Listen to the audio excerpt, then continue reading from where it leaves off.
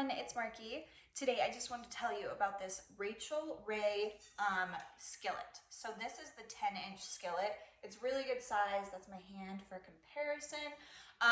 These are super good quality.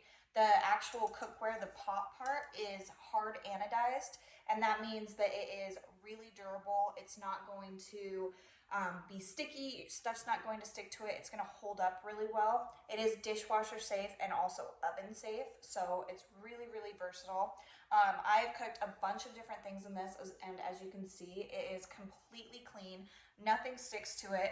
It's really well made. It doesn't get burned on the bottom, and then the hard anodized material that they use actually makes it so it heats really evenly. So you're not going to get like hot spots and cold spots, which I've had a lot of other pans, and I try and like make a grilled cheese and half the bread's toasted and half the bread's not.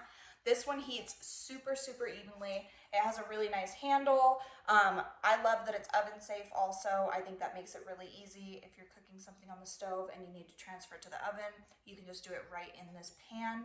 Holds up great. I love that it's also dishwasher safe. The more convenient, the better in my opinion.